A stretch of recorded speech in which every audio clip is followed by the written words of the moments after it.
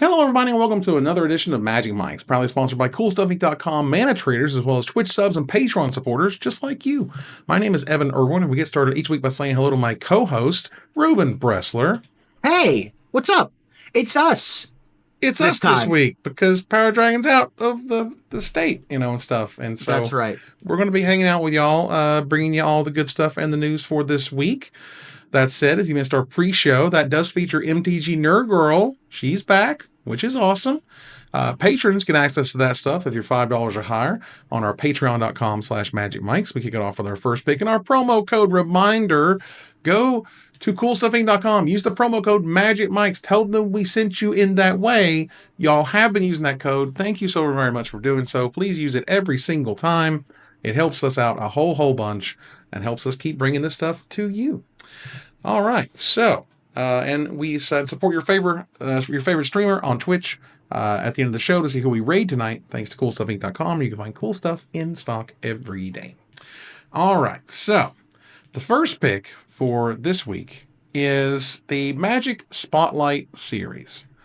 Now, I want to know that at some point in the development of this, there was a conversation where somebody said, why don't we call them Grand Prix again? And I feel like somebody said, shut up, so-and-so is in charge. It feels like an ego thing, because if there is anything that will resonate with Magic players, it's, forgive me, the legacy. You know what I mean? Whether it's nostalgia, whether it's something that's been built up over years, an institution in the game, for example, is what Grand Prix has represented for a long time. We have Wikipedia documents of Grand Prix that have happened since the 90s. You know what I mean? Grand Prix have been here the whole time. The Magic Spotlight series is a series of $50,000 events all over the world, 5 in the US, 2 in Europe, and 1 in Japan. That is the Grand Prix setup. It is a 2-day event. Top 8 gets invited to the Pro Tour. Back in the day, at least now back in the day, there were different levels of Grand Prix. You'd have like a $10,000 one and like a 25 and a 50K or whatever based on like attendance and stuff, and they gave out different invites, and there was pro points and blah, blah, blah. But it's cleaner now, which I think is cool. But again, I just do not understand. There's nothing in this whole article that for me says this is any different than a Grand Prix and shouldn't have been called a Grand Prix. So I think that the difference is not revealed yet. The Spotlight series is indeed a large multi-day tournament with 9 rounds on Saturday, 6 rounds, then they cut to 6 rounds on Sunday, and then they cut to a top 8. Right. That is a Grand Prix. I get it.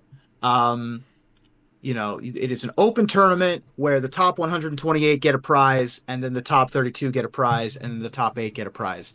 That is a Grand Prix. I get it. But the important factor here is the very first sentence under the announcement. The Magic Spotlight series will spotlight a specific theme at each event, and elements of that theme will influence the weekend's events. So, what does that mean? That means if you play XYZ cards, you start at a higher life total. If you play with XYZ number of cards in your deck, you get an additional bonus. If you do this thing, you get some sort of effect on your record or your play or whatever. Or this weekend, everybody starts with a wastes in play, right? Like they're going to do weird crap like that to make it a weirder, different kind of vibe. Are you sure about that? Because that's my guess. That is conjecture. That is my hunch. Right. To be clear, that's conjecture. They're going to do strange things to get people to come back to competitive Magic like a Grand Prix. That's my assumption. Fair enough. I could be wrong. It could just be different formats. It could just be different, whatever. Or the other thing it could be is like they do with the weekly Magic Arena Challenge. They could say, this week, there's a banned list. It's standard, but 75 cards are banned, right? Or, it's modern, but there's nothing banned. Like, that's the kind of stuff that they could also do. One thing that Pharmacist Judge notes is that it's one part of it not being a Grand Prix is that SCG is running Lorcana and Star Wars Unlimited stuff at the same day in the same hall. So Wizards had to be okay basically saying that our $50,000 event can run concurrently along this other stuff. Okay. Okay. For what you were just explaining in terms of like the Spotlight series or whatever, and it being focused on something, well, they're naming it after the sets, right? The Foundations, Yeah. Spotlight series Foundations. Think of it just like Pro Tours. Pro Tour, Outlaws of Thunder Junction. Well, Grand Prix Foundations. Like that to me would be what you pivot there because Right. it's still the event. It's the event as we know it. It's going to focus on foundations. It's going to have foundation side events all over it, I'm sure, with foundations, blown up art cards and all that good stuff. Again, this to me is I just don't understand why you would leave all of that pedigree behind. It doesn't make sense to me. And maybe it makes sense to somebody else I in mean, Wizards. I It think clearly that does. this was the way that they could get back in the door. This was the way that they could get Magic to get a first place gets $10,000 and a PT invite standard event again. And yeah, and one of the things that Farms of Judge know it's not just a Magic event. It should be, quite frankly. In my opinion, if Wizards is fitting the $50,000 bill, if they're fitting some sort of like, product or discounts or whatever, like, then it should be all about the Magic all the time. That again, my prerogative, whatever.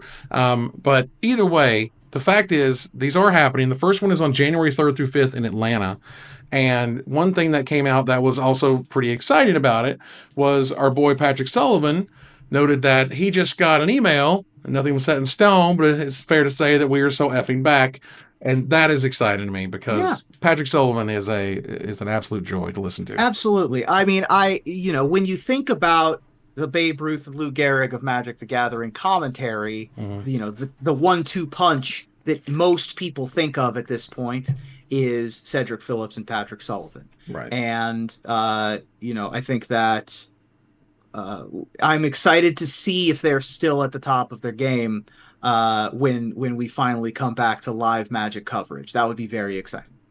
Yep. And not to discount, of course, Marshall and friends. No, of course. I mean, Still I'm still the terrific. world's biggest Tim Willoughby fan. Like, I love Marshall Sutcliffe. I love Yeah, get Tim Willoughby back on the Pro Tour, please. That'd be yeah, great. Tim Ain't Willoughby. seen Oh him in my a God, the minute. dulcet tones. Right. I love Rashad. Like, Mm-hmm. I love all of those guys. But I'm just saying that when you think of the best team or the all-star team, yeah, that's who you think of, particularly when it comes to SCG coverage. And so would be unsurprising to see Cedric and Patrick back in the booth. Right. So fingers crossed, that can happen. They have noted that there's going to be coverage at these events. I don't know where that was noted officially, but someone pointed it out. If someone has a link to that, I would love to see it just so I can be 100%. But Yeah. Regardless, that's very exciting. There's no better way to spend a Saturday than with, some commentary going on in the background Mhm. of whatever Magic event or events are on for that day. And I would love to have that back in my life. The Maverick Girl noted it was brought up during the stream. Thank you so much. Because they talked to Huey Jensen, and about this setup and like they've been working on it for a while and whatever. And a lot of people are just like, well, there's only 5. Well, like, how does this work? They create something, even if I don't like how it's named, whatever, my own druthers, but they create something that's very similar to a Grand Prix type event. So if you missed those Grand Prix type events and you want to see more of them, you got to show up. It's always been about butts and seats. It will always be about butts and seats when it comes to events. If you show up, they'll do it some more. And if you don't show up, they'll stop doing it. It really is that simple, they're like, Wizards is doing some wild, math or whatever. It's like, no, dude, they're just like, how many showed up? Did people more show up than last time? Is there growth? Is there excitement? Did it do what they wanted it to do? They'll keep going. But yeah, either way, let's go ahead and move out of the first pick to gather the townsfolk. Thanks to our sponsor, Mana Traders, the best tool to enhance your Magic Online experience. Use the code MagicMikes_8 in 48 November 4 for 10% off your next subscription with them, and tell them we sent you, and we appreciate their support. So there was something interesting that showed up, and this happens every year, which honestly is fantastic. To be clear, before we continue, Mark Rosewater making a State of Design article ever since 2005 Hmm. is incredible. Like that is just a fantastic trove of history to go back through and really see what they were thinking. And yes, it has some business speaking there. No, he's not going to like elbow from the top rope on something that he did or did not like or whatever. But it is a look inside behind the curtain as to what they were thinking about the way that things were happening in the world of magic design for that year. One of the things he notes here is that they pushed more boundaries. And I think that sounds about right because this incorporated Lord of the Rings, and Tempted by the Ring is one of the wildest mechanics they ever came up with. Hmm. And they noted that, they said like, hey, maybe it was a little bit too far, but they lean into resonance again. LOTR killed it, and a lot of cool individual card designs, which again, I think they've done a pretty good job at a lot of that stuff overall. Um, the lessons they know were there were too on the nose with their tropes. And basically, without saying it, because you can't really say it, Murders at Karloff Manor, not great. Not Sure. not the best set. Some individual mechanics were too complex, like we talked about, or whatever. But I think it went over a lot of stuff that people liked and didn't like. It is a little bit different in tone. This was something we talked about on social media. Was the tone of previous state of designs were a lot about we have these goals for this stuff coming up in the new year. And if they didn't reach those goals, he has to address how they didn't in the next one. And that became a point of contention for who knows a wide variety of reasons. I can tell you, the people who work on magic products, much like I would describe a movie. We talked a lot about movies in the pre-show. It's heart and soul in that stuff, man. Like they go hard in the paint. So if you don't like something that they worked on, it can hurt pretty deep. You know what I mean? And if you try to say something wants to do so and so and it doesn't make it, that hurts a lot. Yeah. Um, Overall, I would just say, look, between Wilds of Eldraine, which I think was good, Ixalan I think was great, MKM sucked. LOTR was like the best selling set ever. And Outlaws had a terrific bonus sheet going with it. While Modern Horizons 3, check this out. This is one of my favorite bits. If you go look at what they said, at what his state of design said about Modern Horizons 2, and what his state of design says about Modern Horizons 3, pretty similar It's the feedback. same. Yeah. Pretty similar feedback of, man, could Modern not be Modern Horizons constructed? And I'm like, Sure.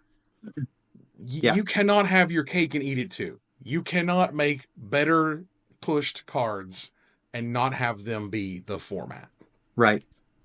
So, So yeah, that was the concern when they started making the Horizon sets anyway. right. But ultimately, the state of design articles are always a joy to read. They are the most comprehensive peek behind the curtain that we get at Wizards of the Coast.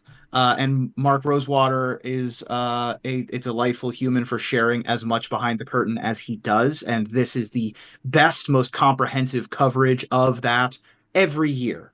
I was a tad disappointed that we got less than most of. We didn't get a ton of his opinions this Right. year. We mostly got these are lessons that people said that happened, right? This is what people said. This is what we agreed. This is what da da da da da. But we didn't get a ton of personal Mark Rosewater opinions in this article, Mm-hmm. which that's usually my favorite part of the State of Design articles is seeing behind the curtain of his brain. So for whatever reason, we didn't really get that, but ultimately it's a great article and everyone should go take a look at it. Really lots of um, good insight and good intel. Yeah, it's a lot of players said this and players said that. And there's some reading between the lines that I think is necessary because the man is the head designer of $1 billion brand.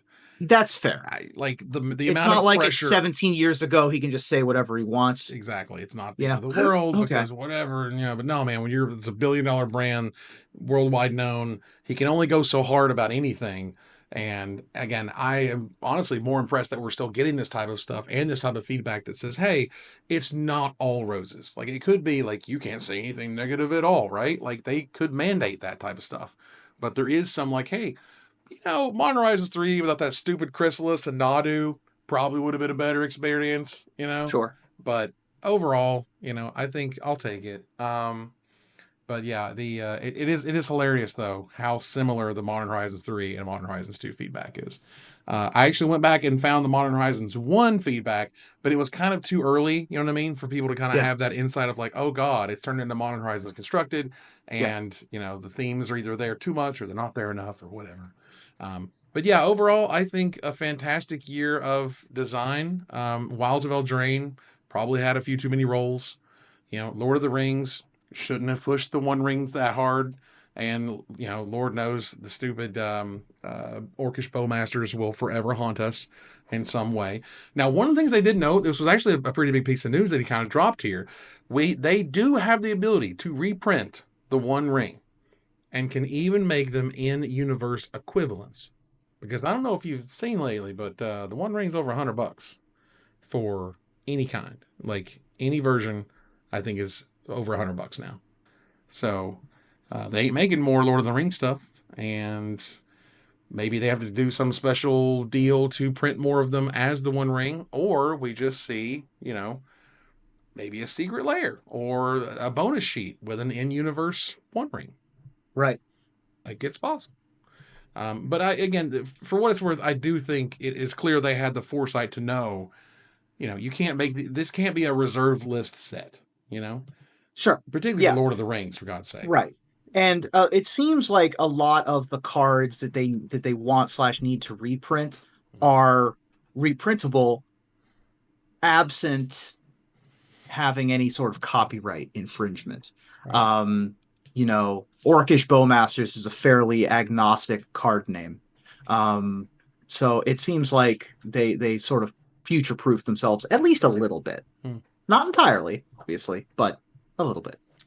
Moving on here. Cubecon has been around for a few years now, which is awesome.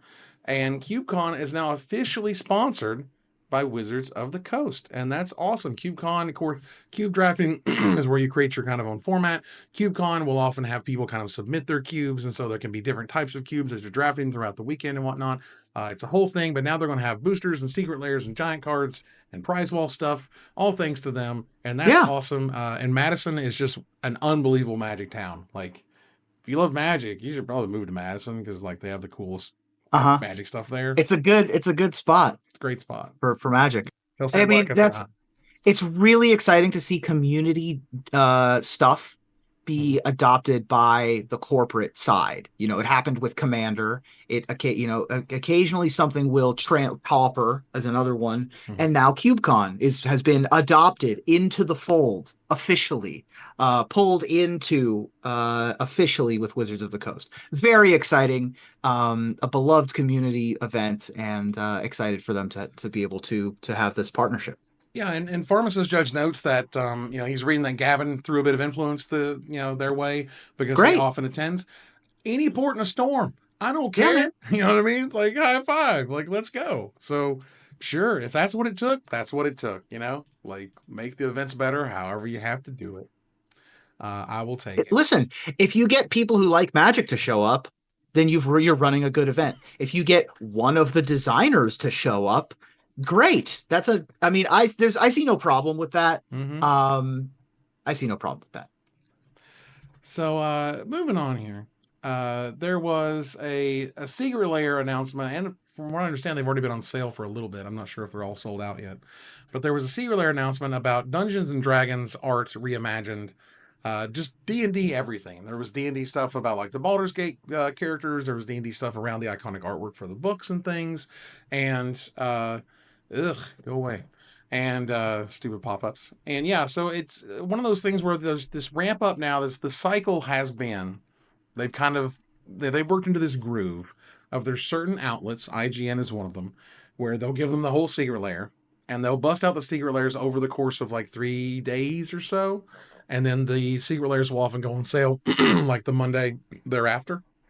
And as I understand it, there wasn't like a so the D&D one has not started yet. Thank you, Pharmacist Judge. I appreciate that. But everyone's kind of primed thanks to articles like these where they show like a cool faithless looting with the old school artwork, and like that fell the mighty is sick, and Goldspan Dragon is still worth money. And I mean, Ruben, I'm sure you can tell me. Well, as this says, set one basic rules, Redbox, 1983. Yeah, the red box was the original way that people in the public could purchase Dungeons and Dragons. I think that there's something around in the neighborhood of probably 1,000 red boxes out in the wild, and they occasionally come up for auction. Um, it is the second ever box set. The first one was only for like friends and family and play testers. And then the second one is the famous red box, which is has that iconic art on the cover that is called back to here. Yeah, and the monster manual is like sick. This is Yeah, gorgeous. beautiful. Yeah, I can't imagine anyone not wanting to have this if they're a D&D fan and a Magic fan. Um, it's still wild, looking back these days, even as long as, even as close, I guess, as 10 years ago, like we were still nowhere close to crossing the streams. Like it was still silly. What are you talking about? There's no way this is ever going to happen. And like to look at where we are now, it's crazy. It's night and day. Um, I love these 10 Beholder Ray ones. mhm. They make me so happy because the flavor text on every individual card is the description of what happens. On a failed save, target creature dies for Beholder's Death Ray. That's awesome. Like I just love that they just leaned fully into it Nice. and didn't even come up with new stuff for the flavor text. On a failed save, it takes this, target creature takes 8d8 necrotic damage. Incredible. Yep, good old Snuff Out. I will take more reprints of Snuff Out, please and thank you.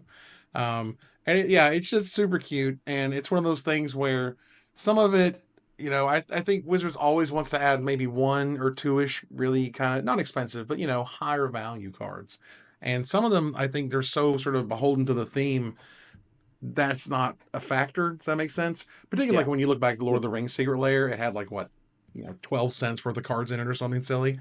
Not as quite as rough here, but again, the Yeah. flavor is just so perfect. And yeah, so good luck for those who are trying to get these. They are going on sale. Hopefully, at some point, they will tell me in this article, but I don't see it. So feel free to help me out, chat. Looks like the 27th was what was The referenced. 27th. Okay, so that's 6 days from now. So that is uh, uh, on next Monday. So 8/27. Is that right? 27. Yeah. 27th Tuesday. No, that'd be Tuesday, right? So next Tuesday. Yeah, let's do that. But yeah, so good luck again for all those who are trying to get them. Because again, the issue, I guess, these days is because they are a limited printing. If you like it or you think it's going to be like the hottest stuff ever, you better get in line. Yeah. Set a thing. Get off from work for a few hours and set in line and get your own copy. This one I also just like because I like it. Like I kind of want to get it because of the Karazakar, the Eye Tyrant, and make a new commander deck that just has all of the eye rays in it. Hmm? That'd be fun for me. I think that'd be great. And I love that, again, it goes in that deck and all of those would go perfectly into it, which is great. Mhm. Moving on here to Desperate Ravings, where we rant and rave about things going on. And let me tell you, if y'all are not paying attention to Magic Data Science, mtgds.wordpress.com, you are missing out, my friends, because it is just some of the coolest information that you can find out about this wonderful game that we play. And I'll bring up something they did here recently on the screen, which is Ride the Rails, measuring openness and to the degree to which limited is on rails. One of the things you'll hear that draft formats may be too linear. What does that mean? Well, that means that, there are certain cards like Evolving Wilds that will go in any deck whatsoever. And there are certain decks that are like, 3 pips of one color, and they're not going to go in the other color decks than the ones it's meant to go in, as it were. And when they went through and they had sort of an openness scale that they looked at, for cards like Compass Gnome and Escape Tunnel or whatever, which are very high. And then you have things which are the least, they're the very high or the very low openness factor, which is like Infused with Vitality from Strixhaven, which is a black green card, only win in the black green decks. Like, and you understood why, but Yeah. it's kind of how that works. Well, when they ran the numbers and they went all crunchy, and they did the sets going back all the way to KTK. It turns out that Bloomburrow is indeed one of the most linear slash on rail sets we've had. in recent years. And I think the way that Nerd Girl was talking about in the pre-show, which was basically after Obzon, it's what 33 cards before we Yeah, see something that's not black, something green, or like that. white. Yeah, And particularly for me, the white cards in this set are just white X, white black, white green, white red, white whatever. White to me is just the best color, not even close. And what you also find is, or what you need to find, is what your little lane is. Figuring out what your lane is in a Bloomburrow draft, in my opinion, is the most important thing you can do for this entire format. Because if you yeah, don't figure out you're the black blue deck without figuring out you're the black blue deck, you have a disaster and nothing works. yeah. This is it's such a weird set as it pertains to draft Mm-hmm. because you are so locked in Mm-hmm. to your archetype. Even when you have like there are a couple of duos, for example, a couple animal duos that are like a rabbit mouse or like a otter bat or something like that. Mm-hmm. Even those, you're like, all right, I can put those in exactly two decks. Even the cards that should be open are typically only played in a specific archetype. Um, and that sort of perpetuates itself, right? Where if you have like one of those, then it makes the next one even more likely to fall into its archetype, and so on and so on.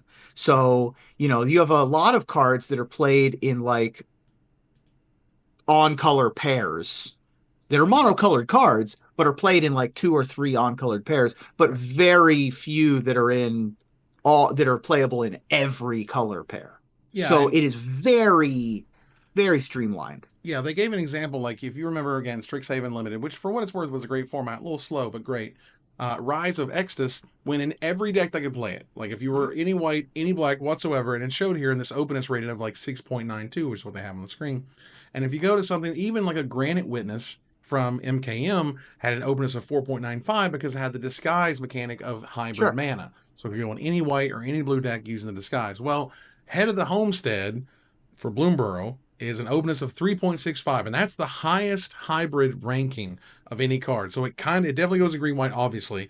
Still goes in black white, still goes in some red white because you're going wide. Kind of goes in blue white, I think, just for value. And then it kind of drops off from there. But at the same time, you see Tempest Angler. That has an openness of 1.6 because it only goes in the blue red deck, more or less. Like 78% of the time, it's the only thing you're doing with it. And blue red is pretty bad Yeah. in draft. You have to get like maybe a rare or two and like all of the good rare red blue uncommons, and then you probably got a good deck. Right. I don't know. I don't know what a great blue red deck and Bloomburrow format looks like, quite frankly. Like I don't. I mean, Yeah. It is strange. I don't think that blue red is as much worse as the others. mm, I think that a big reason why you see blue red so low on the picks list is because it's so streamlined. mm, And if you pick a blue card or a red card at any point, you are so much more siloed than you would be in any other format. Whereas if you pick, a green, a white, or a black card, you are less siloed, you are less committed mhm. to a perhaps less popular strategy. Yeah. So it's Not it's necessarily worse, just no, but popular. it's tough. Well, it's easy for me to say that I have been the most successful with all the Abzan pairs, white green, white black, green black, and so on. Mhm. Like those have always been my most successful. Green red I think is a little bit behind it, but that was where I had a really great curve, some good rares, and so on. But blue black has been crazy hit or miss because you have to answer everything. Even Mhm. if you have all the removal in the world, they're making offspring, they're making tokens. It's a problem. And yeah, just to railroad you into a certain sort of this is your Bloomburrow deck. Good luck, because by the time you hit pack three, there's no switching. You know what I mean? There's no hopping into this thing because I opened a mythic of so and so. Like, no, dog, you're stuck. Like, I Yeah. hope you got a good rare in your little pair or whatever, because Yeah. it's not going to get any The easier. other the other issue I've been running into with blue in particular is that you cannot have a mostly blue deck. Like I love the frogs deck, Mm-hmm. but the frogs deck is mostly green. Right. Uh, I think that I like the blue-black deck. I think that the blue-black deck is the only one that could survive on mostly blue creatures because you've got the 1/4 that becomes unblockable when you have Right. Threshold. And the 3/4 prowess guy that 3/4 surveils. prowess. Yep. Yeah, yeah. Um, but even still, you don't have the card quality in blue, Right. even if you have the, or sorry, you don't have the card. What am I looking for here? If you have a preponderance of blue, you're still kind of behind. Yeah, I think Uh, Pharmacist Judge said here blue does not function as a primary color. And I think that sounds about yeah, right. that's basically what I'm getting at. If Um, blue is your primary color in your Bloomburrow deck, you're in trouble. Like yeah, you and better hope to also squeak out 4 wins so you only pay 100 gems for the draft. You know what I And mean? also, if you're playing red as your primary color, you need to be playing a very you need to know exactly what kind of deck you are. Hmm. Are you a one drop aggro deck? Because then you can't really pick the 4 drops. Right. And it's tough. Again, it's also one of those things where like I ran out of gems before I ran out of figuring out how to play these weird off color pairs that I kept getting because man, you'll see all the blue red stuff come late. Like you'll Yeah, see all the black blue stuff get really late, like crazy late. And you're like, wow, I've got all these enablers and yada yada, and they won't stack right. And in the meantime, you get smushed by red white, you get smushed by white yeah, black or whatever, and yeah. you're like, okay, maybe I should have left these colors alone no matter how good it looked. But yeah, that's a whole thing. I think at this point we're going to go ahead and turn the corner here to the finisher. And I don't have the finisher graphics up because again we are a 2-man show this week. We'll be back to 3 next week. Just wanted to make sure you guys get you an Hopefully, episode, get you some of that good. Hmm? hopefully we'll be back to 3 next week. Oh, I certainly hope so. But either way, that'll be exciting. This week, ZBexx tweeted, quote, Magic the Gathering guys are better than finance guys. There, I said it. Now, I'm assuming this is talking about relationships, so tell me, do you agree, Ruben? Now, I'm not so sure how different finance guys are from magic guys, to be truthful. They both are all about value. They're both all about wins and losses. Plus, keep in mind that they're all also super invested in lands. They're pretty You're invested in it. always looking at real estate. It's true. It's true. Now, as a former bank employee, which I was for many years, and a magic employee, let me tell you, finance guys are generally worse to be around because finance guys are all about diamond hands and holding on to their money. They're stingy. But magic guys, they're more generous because they're sacrificing their treasures all the time. Mhm. They don't hold on to them. You don't have diamond hands when it comes to a stack of treasures. No, Gotta man, you got to sacrifice your treasures to cast your spells. Got to cash them in. Got to cash it in. All right. And that ends another live episode of Magic Mike's. Thanks for joining us here to discuss all things magic. Thank you, Ruben. Hey, thank you. We'll see you guys next week. Thanks for tuning in. Heck yeah. Now, I don't really have the final slide ready because I'm not really great at Oh, pivoting, okay. but I will go to the title slide. And I do want to thank our Oh, sponsor, there we go. CoolStuffInc.com. Use the promo code MagicMikes at CoolStuffInc.com to support the show. Our co-sponsor, Mana Traders, my co-host, Ruben Bressler, and MTG Nerd Girl in the pre-show. Yeah. You guys for watching or listening. I hope you support us at patreon.com/magicmikes. Please follow, like, tweet, favorite, share, subscribe to everything social that tells people we exist. Catch us on our exclusive member Discord, live on twitch.tv at Magic Mikes, live or taped on our YouTube channel, Twitter at Magic Mikes Cast, on TikTok at Magic Mikes Cast, or join us here next week, same time, same place, for another episode of Magic Mikes. Good night, everybody.